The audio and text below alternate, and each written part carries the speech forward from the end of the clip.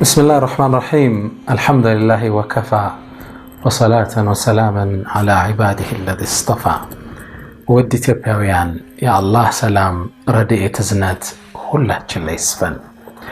የዛሬውን የትምህርት ርዕስ ደግሞ መልካምነት ብየዋለሁ። መልካም መሆን፣ ቅን መሆን፣ ደግ መሆን፣ ለሰው ልጆች አሳቢ፣ ለሌሎች አዛኝ መሆን ብየዋለሁ። ቁርአን አገላለጽ ይሄ ረሕመተን ሊልዓለሚን ይባላል። ለዓለማት እዝነት፣ ለሰው ልጆች መልካም መሆን ማለት ነው። መልካምነት ጥቅም ወደኛ ነው የሚመለሰው። የነብዩ ሰለላሁ ዐለይሂ ወሰለም ያጎት ልጅ ኢብኑ አባስ እኮ የቁርአን ተንታኝ የነብዩ ሰለላሁ ዐለይሂ ወሰለም ያጎት ልጅ ከርሳቸው በርካታ ትምህርት የወሰዱት በርሳቸው የቅርብ ኩትኮታ ያደጉት ኢብኑ አባስ አንድ አባባል አላቸው። አንዴ ሲያልፉ መንገድ ላይ አንድ ኸዋሪጅ ያው ከእስልምና አስተምሮት ወጣ ያለ አንድ ግለሰብ ሙስሊም ነኝ የሚል ግለሰብ ሰደባቸው። ሲሰድባቸው እሳቸው ማንነታቸው ሊነግሩት አተሽቱሙኒ ተሰድበኛለህ እንዴ ወፊየ ثلاثه خصال ሶስት ኳሊቲ ነገሮች ይያሉኝ ሶስት ስብዕናዎች ይያሉኝ ተሰድበኛለህ እንዴ አሉት።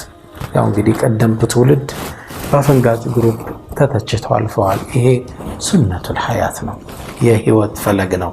እንዲህ ሁሌም የሚያወግዝም ይሰድብ ሚተቻ አይጠፋም።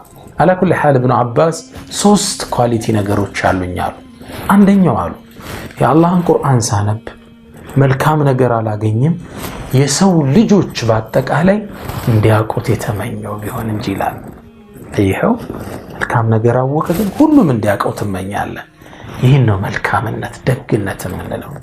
ሁለተኛ የዳኛን ስም አልሰማም ይላሉ። ፍትሃዊ ስለሆነ ዳኛ አልሰማም።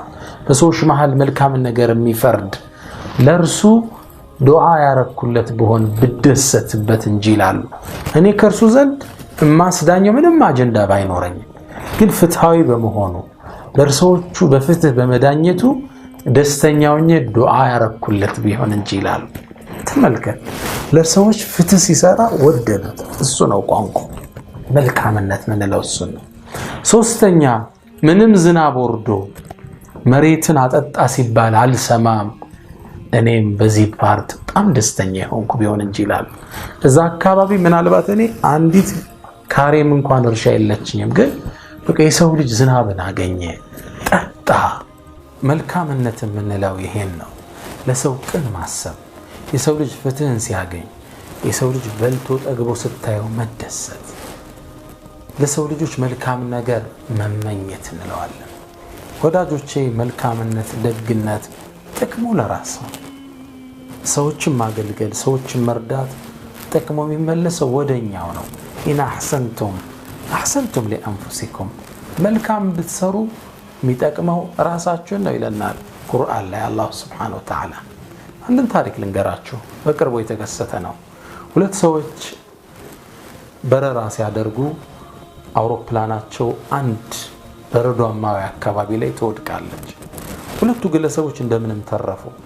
አንደኛው ተጎድቶ ነበር። ያንን የበረዶ መንገድ አቋርጦ ወደ ከተማ ማድረስ የሚችልበት አቅም የለውም። መጨረሻ ምን አለው ለጓደኛው እኔን ጥለኸኝ ሂድ፣ መዳን አልችልም፣ አንተ ራስህን አድን አለው። ሲለው ግለሰቡ በጭራሽ አለ በረሃ ላይ ጥዬማ አትሞትም፣ እንደምንም ማዝዬ ተሸክሜ ከተማ ደርሳለሁ አለ። ደግነትን ተመልከቱት፣ መልካምነትን ተመልከቱት። ከዛ እንደምንም ጓደኛውን ተሸከመው። እሱን ተሸክመው ያንን መንገድ ማቆራረጥ ጀመረ። በጣም ከባድ በረዶ ነው፣ ሰው ሚድንበት አይደለም። ሲደክመው እሱን ሲያወርደው፣ አልመቸው ሲል ሲያሽከረከረው፣ እንደምንም ተሸክሞት ያንን የበረዶ መንገድ አቋርጠው ከባዱን ቦታ አቋርጠው ሆስፒታል ደረሱ። ሁለቱም ሕክምና ወሰዱ፣ ዳኑ። ዶክተሮች ተገረሙ። በዚህ መንገድ ላይ ወድቆ በዚህ የበረዶ ደረጃ በዚህ ሴንቲግሬድ ላይ ባለ በረዶ ትንሽ ደቂቃ የቆየ ሰው ይሞታል፣ እንዴት ልድኑ ቻላችኋል? እኔ ተሸክም ያመጣውታል። ሚስጥሩም ያለው እዚህ ውስጥ ነው። ዶክተሮች ምን አሉ? እሱን ጥለኸው ብቻህን መጣ ቢሆን ኖሮ አንተ ማድን ማለት ነው። ምክንያቱም በረዶን መቋቋም አትችልም።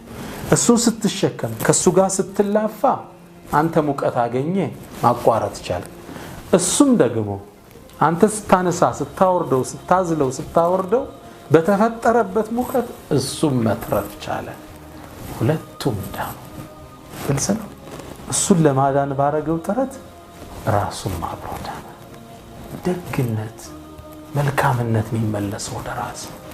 ለጎረቤት ደግ እንሰብ፣ ለጓደኛ ደግ እንሰብ፣ ለሌላው ብሔር ደግ እንመኝ። ሁሉም የተሻለ እንዲሆን መልካምን ነገር ውስጣችን እናስቀምጥ። ወዳጆቼ መጥፎነት ራስን ነው የሚጎዳው። መጥፎነት ዙሩን የሚያከረው ራሳችን ላይ ነው። ጊዜያዊ ደስታ ያገኘን ይመስለናል፣ ዞሮ ግን የሚጎዳን እኛን ነው። መጥፎነቱ ታማኝ ያለመሆኑ ለዓመታት ስለጎዳው አንድ ሰው ታሪክ ላጫውታችሁ። ግለሰቡ ሰፊ ሱፐር ማርኬት አለው፣ ግን ታማኝ አልነበረም። ኪሎ ያጎል ነበር። የሚገርመው እንዴት እንደተጎዳ ተመልከቱ። እርሱ ደግሞ የሚረከባቸው ኦቾሎኒ የሚረከባቸው ታማኝ ግለሰቦች አሉ። የሚኖሩት ገጠር አካባቢ ነው። ኦቾሎኒ ቆልተው መጠው ለሱ ያስረክቡታል፣ በኪሎ ያስረክቡታል። ይሄን ነው የሚያደርገው። 2 ዓመት ካስረከቡት በኋላ እርሱ ለራሱ ታማኝ ስላልሆነ እነሱንም ተጠራጠረ። እነዚህ ሰዎች ለምን አምናቸዋለሁ? እስኪ የሚያመጡትን ልለካዋል ብሎ አምኖ ነው የሚቀበላቸው። ከዛ አነሳና አንዱን ኦቾሎኒ ሲለካው ጎደሎ ነው። 10 ግራም ይጎላል። ከ1 ኪሎ 10 ግራም ይጎላል።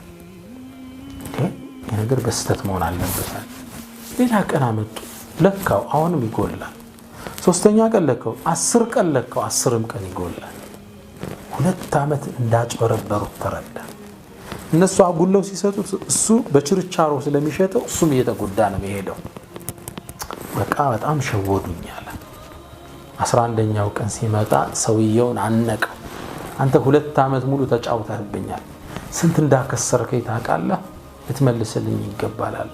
እኔ አጉድዬ አላውቅም። አጉድልሃል እንጂ ኪሎውን መዝኖ አሳየው፣ ጎደሎ ነው። ለምን ታጎልብኛለህ? በጭራሽ አለ።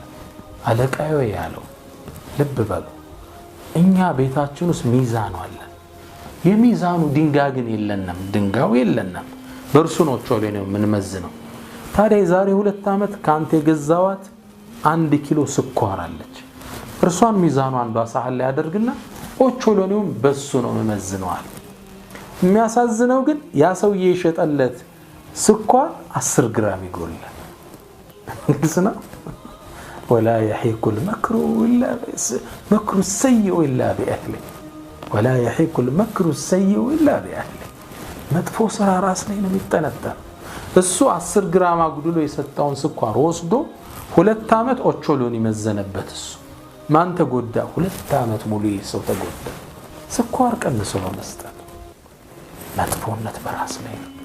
ስለ አንድ ብሔር መጥፎ ማሰብ፣ ስለ አንድ ጎረቤት መጥፎ ማሰብ፣ ስለ ሌላ እምነት መጥፎ ማሰብ ደባው ራስ ላይ ይመለሳል።